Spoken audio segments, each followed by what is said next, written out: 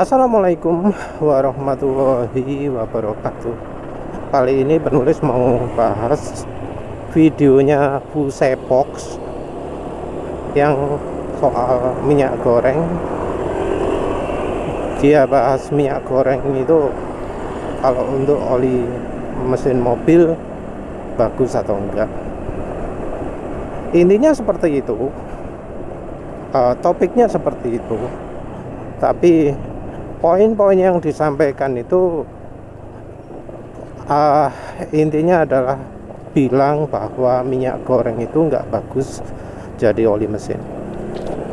Sayangnya nggak pakai sumber, sayangnya cuma pakai rumor, pakai informasi-informasi yang nggak jelas sumbernya dari mana. Kalau didesak biasanya kalau orang-orang ngomong seperti itu, oh ini yang ngomong pakar, yang ngomong itu ahli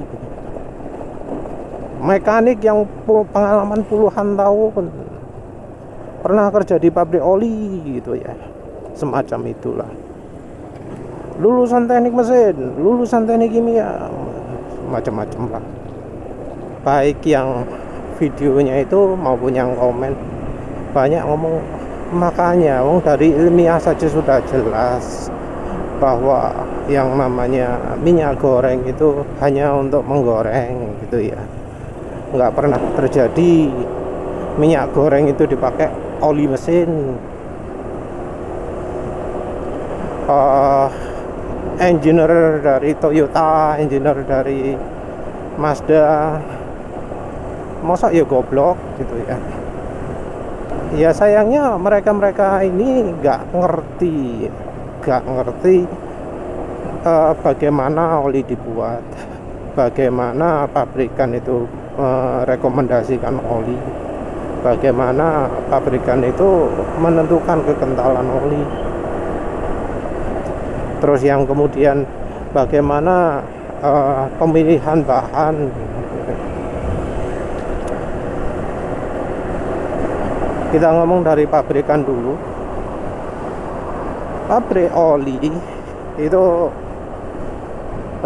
pabrik otomotif dulu aja. Kita mulai dari pabrikan otomotif dulu ya. Jadi kalau pabrikan otomotif itu menentukan oli itu ya berdasarkan dicoba. Nah, tempat nyobanya ini sangat berpengaruh. Jadi pabrikan itu pasti nyobanya ya dengan oli yang rekomendasi, yang layak pakai berdasarkan standar dia. Terus dicoba dengan pemakaian yang sesuai standar dia juga. Beberapa pabrikan mempunyai tempat uji sendiri ya. Jadi ada tempat sendiri. Ada juga yang kayaknya langsung develop kayak tok bisa melaku ya langsung dipakai, nggak pakai uji jalan. Jadi kalau kita lihat ada bocoran karena motor ini sedang dipakai di jalan, nah itu contoh pabrik yang genah ya, yang bagus karena dicoba dulu di jalan. Ini juga jadi sumber masalah ya, karena ya kondisinya kan beda dengan di Indonesia.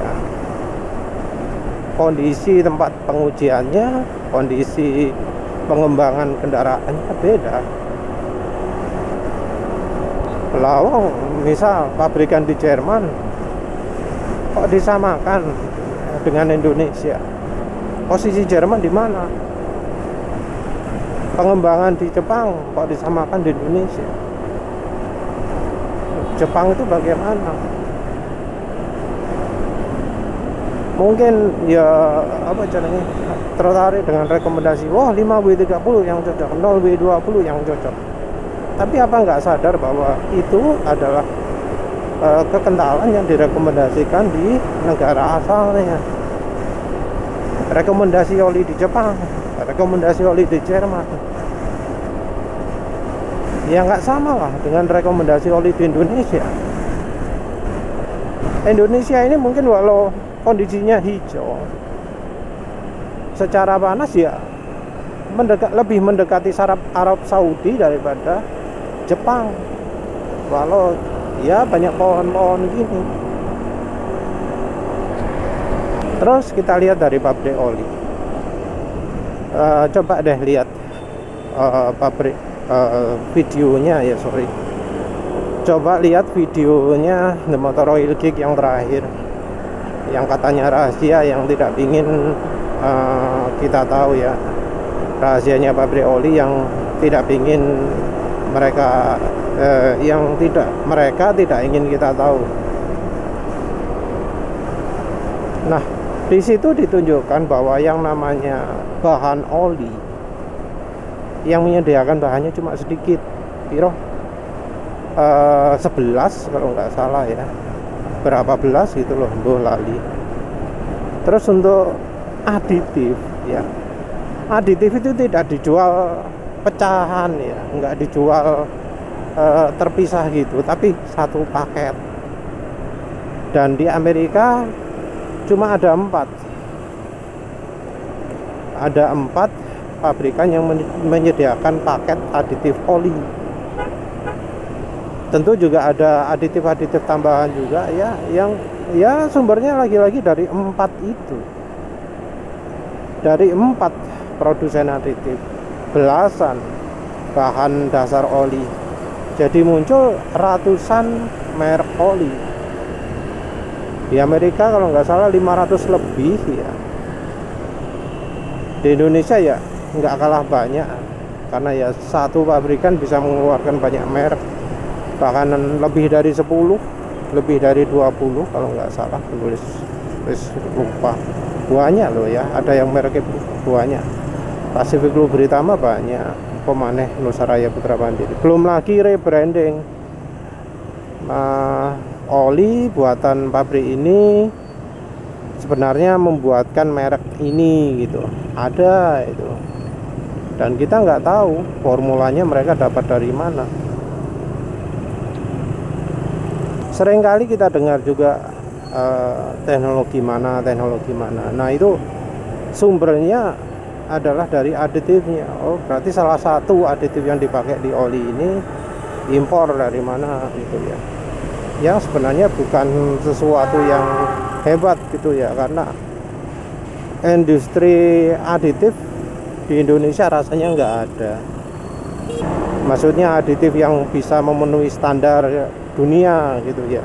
Jadi paket aditif ini gitu, karena ya modalnya sangat luar biasa. Untuk buat aditif itu harus melakukan uji API yang ya nggak murah.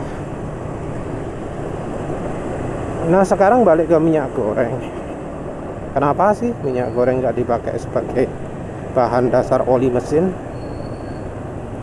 Harus diingat bahwa minyak goreng itu pernah jadi, bukan minyak goreng tepatnya, tapi minyak sawit. Minyak sawit itu pernah jadi pelumas mesin industri.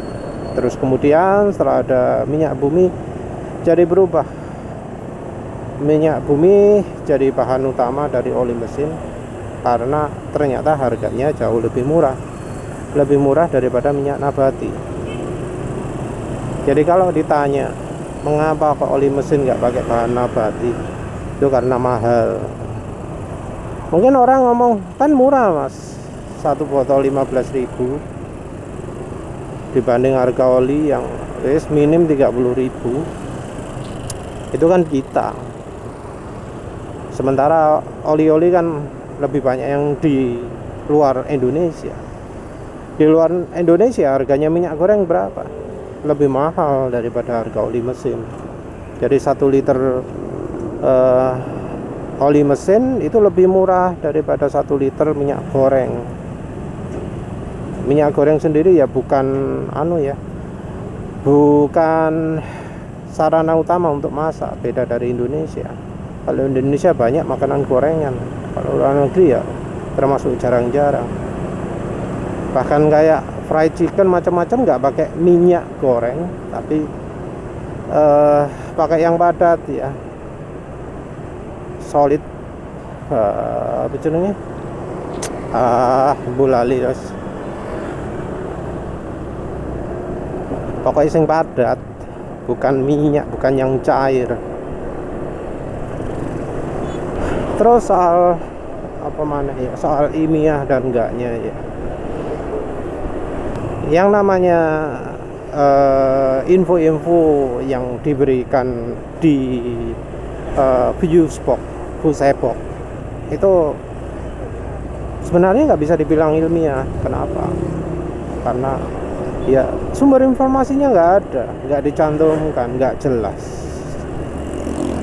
Bahkan ada klaim ngawur ya, klaim ngawur bahwa minyak goreng itu mengandung gliserol.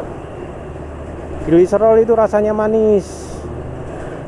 Gliserol itu bakal bisa tercampur air dan alkohol. Jadinya minyak goreng akan menyebabkan terikatnya air gitu ya. Nah, ini jadi hal yang aneh karena ya yang namanya minyak goreng itu kan nggak bisa tercampur dengan air. Kok bisa-bisanya ya ngomong karena mengandung gliserol maka akan tercampur dengan bisa mudah tercampur dengan air, akan mengandung banyak kandungan air. Nah, apa memang pernah menguji kandungan air di minyak goreng? Justru penulis yang sudah cukup sering nyoba oli lama, itu yang banyak kandungan airnya itu adalah oli lama, oli yang sudah pernah dibuka ya, terus ditaruh. Nah, itu bakal banyak kandungan airnya. Tahu dari mana? Tahu dari uji pemanasan. Jadi yang namanya kandungan air di suatu cairan, suatu oli, suatu minyak, itu bisa diuji. Namanya pop test atau apalah. Pop test itu nama slangnya, nama resminya lali. Jadi caranya adalah dengan meneteskan minyak ke bidang yang sudah dipanasi sekian derajat Celcius. Kalau banyak airnya, suara kelitikannya akan banyak, teras gitu ya. Jadi ketika minyak itu menghasilkan suara, ketika diteteskan ke bidang yang panas, maka minyak itu ada airnya. Minyak goreng memang bisa ada airnya, tapi ya sebenarnya oli mesin pun jadi masalah besar ya. Kandungan air di mesin ini. Kalau di barat apalagi di situasi musim dingin. Jadi umur oli kalau di barat saat musim dingin itu ditentukan dari jumlah kandungan air juga. Oleh karena itu di uji oli, uji lab ya, itu ada uji kandungan air. Tujuannya adalah menguji kandungan air yang ada di oli. Jadi kalau ngomong minyak goreng itu bisa menangkap air, ya sebenarnya oli mesin juga bisa ada airnya. Oleh karena itu kan makanya nggak direkomendasikan pemakaian pendek-pendek, karena mesin nggak sempat panas. Kalau mesin nggak sempat panas, airnya nggak akan bisa menguap. Terus ya yang itu tadi lah ya, yang minyak goreng disebut bercampur dengan air. Ya wes lah, minyak goreng mana yang bisa bercampur dengan air, sebutkan mereknya. Nanti tak tunjukkan, tak eksperimenkan. Juga disebut minyak goreng mengandung gliserol. Gliserol itu rasanya manis. Oke lah. Minyak goreng apa sing rasanya manis? Penulis ini kalau soal minyak goreng nggak ragu untuk ngicipi, karena oli aja pernah tak icipi rasanya kok. Mau gimana lagi, karena lupa ya. Bis pegang-pegang oli, bilat tangan, ini tuh rasanya oli, bukan rasa yang menyenangkan. Minyak goreng gimana rasanya? Tawar ya. Apa nggak kecut? Katanya kan mengandung asam. Yoga. Kalau sampai minyak gorengnya kecut itu berarti ya sudah basi, ya sudah kadaluarsa.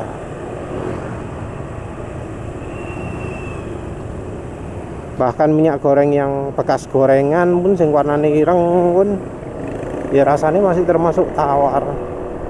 Kalau bekas goreng tempe ya rasanya tempe, bekas goreng ikan ya jadi ada rasa ikan. Orang-orang itu sering yang ngomong, oh ini bukti ilmiah dari mekanik, dari pemilik bengkel, pemilik dealer, dari orang yang pernah kerja pabrik oli lah, ngomong ilmiah, tapi tidak melakukan pembuktian. Karena ya contoh lah ngomong, oh minyak goreng mengandung gliserol rasanya manis. Emang apa susahnya sih nyari minyak goreng terus ngicipi rasanya opo? Karena kok yo kebangetan banget gitu loh. Rasanya minyak goreng kok gak ngerti. Apa dipikir minyak goreng itu rasanya manis? Kalau misalnya minyak goreng itu manis ya terus bisa bercampur dengan air, kenapa kok enggak waktu hari raya itu yang dikasihkan suguhkan ke tamu-tamu itu air campur minyak goreng? Kan katanya manis. Terus ada juga yang ngomong soal nggak punya kekentalan lah, nggak punya viscosity index lah. Itu ya aneh juga. Karena namanya minyak, itu ya bisa dihitung kekentalannya, bisa dihitung viscosity indexnya. Masa nggak ngerti sih caranya mengukur kekentalan bagaimana?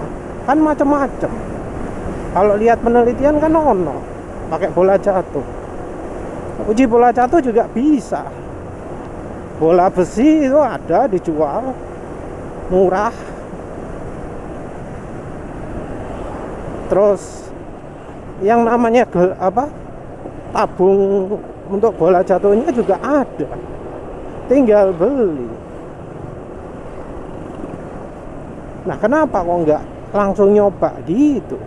Itu kan sudah bisa ngukur kekentalan, walau ya mungkin nggak bisa pasti karena ya mesti ono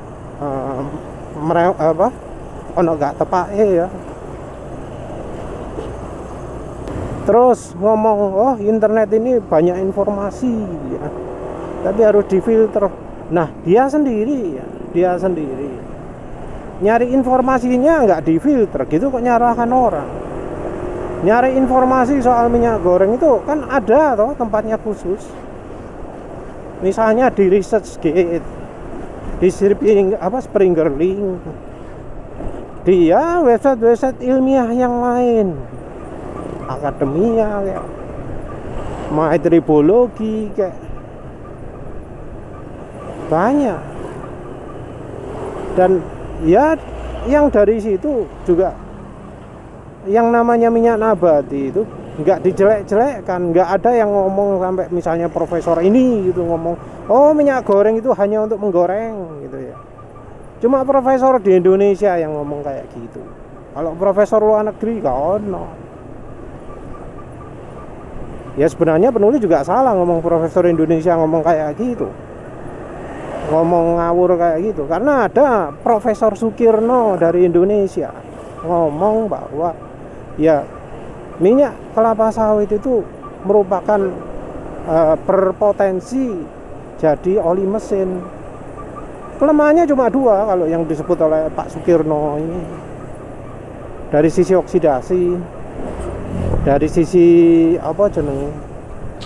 pour point, titik tuang. Penulis sendiri ya nggak ada harapan untuk bisa bikin mereka yang sudah skeptis itu untuk sadar. Karena apa? Karena mereka sendiri ya nggak mau untuk cari beneran informasi yang resmi, yang ilmiah. Mereka cuma di mulut dong ngomong ilmiah, tapi ketika ditanya ini sumber informasinya dari mana, oh nggak jelas. Sumbernya paling ya dari websitenya Delta Loop, kayak dari website detik.com, kayak dari Autogrid, Motor Plus, atau omongannya orang. Kenapa kok nggak dari sumbernya langsung? Kenapa nggak langsung dari penelitian ilmiah? Ngomong minyak goreng ono gliserin ini, mana informasinya? karena penulis nyari di pabrik kelapa sawit kok gak ono ya, malah harus ditambahi gliserol ya, minyak goreng itu. Jadi minyak goreng kalau ditambahi gliserol bakal jadi bahannya bahan bakar diesel ya. Sembola wis ngomongin tok ilmiah, tapi ya aslinya kelakuan nggak ilmiah. Ya wis itu saja. Terima kasih sudah menonton. Assalamualaikum warahmatullahi wabarakatuh.